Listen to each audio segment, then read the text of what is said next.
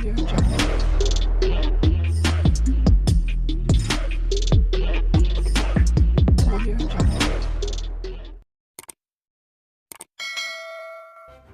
kasih karena memilih channel ini. Sebelum kita mulakan video ini, sila pertimbangkan untuk menekan butang like, share, dan subscribe, dan aktifkan butang lonceng Anda agar Anda sentiasa mendapat info-info percuma pada setiap hari dari channel kami. Dan tinggalkan komen Anda karena komen Anda amatlah dihargai. Terima kasih. Veteran UMNO menuntut kerajaan supaya berterus terang dalam isu Tita Adendum yang di Pertuan Agong ke-16 membabitkan tahanan di rumah kepada Datuk Seri Najib Tun Razak. Setiausaha Veteran UMNO Malaysia, Datuk Mustafa Yaakob berkata, langkah itu perlu bagi mengelak kekeliruan dan syakwa sangka rakyat kepada kerajaan. Menurutnya, sekiranya benar adanya Tita Adendum itu, maka Veteran UMNO menuntut supaya ia dilaksanakan. Adendum tersebut dibuat Al-Sultan Abdullah yang ketika itu masih yang di Pertuan Agong, dan ia adalah haknya sebagai Agong yang mesti dilaksanakan oleh kerajaan, katanya dalam satu kenyataan.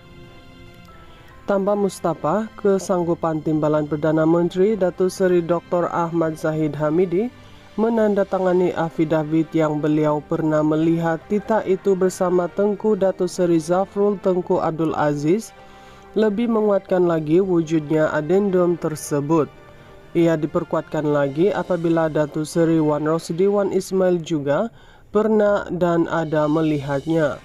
Justeru Veteran UMNO mahu kerajaan menjelaskan dengan telus serta berterus terang tanpa menyembunyikan fakta. Kalau tidak, maka perjelaskan apa yang sebenarnya berlaku. Veteran percaya ada 2 orang Menteri Kabinet yang menjadi ahli kepada jawatan kuasa pengampunan itu tahu cerita sebenarnya, ujarnya. Beliau memberitahu mereka yang terlibat perlu berterus terang dan tidak membiarkan rakyat berteka-teki sekaligus menjejaskan kredibiliti kerajaan. Sementara itu, tindakan Ahmad Zahid menandatangani afidavit itu jelas membuktikan kesungguhan dan keikhlasannya untuk membebaskan Najib sekaligus menjawab keraguan ahli UMNO yang selama ini menuduhnya tidak ikhlas untuk membela Najib, ujarnya. Veteran UMNO menuntut kerajaan supaya berterus terang dalam isu Tita Adendum yang di Pertuan Agong ke-16 membabitkan tahanan di rumah kepada Datuk Seri Najib Tun Razak. Setiausaha Veteran UMNO Malaysia, Datuk Mustafa Yaakob berkata, langkah itu perlu bagi mengelak kekeliruan dan syakwa sangka rakyat kepada kerajaan.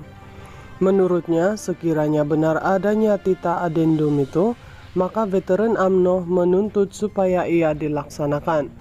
Adendum tersebut dibuat Al-Sultan Abdullah yang ketika itu masih yang di Pertuan Agong, dan ia adalah haknya sebagai Agong yang mesti dilaksanakan oleh kerajaan, katanya dalam satu kenyataan. Tambah Mustafa, kesanggupan Timbalan Perdana Menteri Datuk Seri Dr. Ahmad Zahid Hamidi menandatangani afidavit yang beliau pernah melihat Tita itu bersama Tengku Datuk Seri Zafrul Tengku Abdul Aziz, lebih menguatkan lagi wujudnya adendum tersebut. Ia diperkuatkan lagi apabila Datuk Seri Wan Rosdi Wan Ismail juga pernah dan ada melihatnya.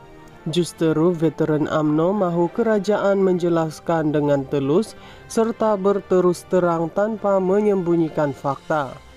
Kalau tidak, maka perjelaskan apa yang sebenarnya berlaku. Veteran percaya ada 2 orang Menteri Kabinet yang menjadi ahli kepada jawatan kuasa pengampunan itu tahu cerita sebenarnya, ujarnya.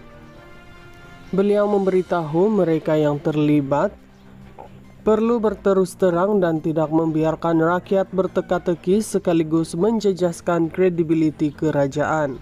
Sementara itu, tindakan Ahmad Zahid menandatangani affidavit itu jelas membuktikan kesungguhan dan keikhlasannya untuk membebaskan Najib, sekaligus menjawab keraguan ahli UMNO yang selama ini menuduhnya tidak ikhlas untuk membela Najib, ujarnya.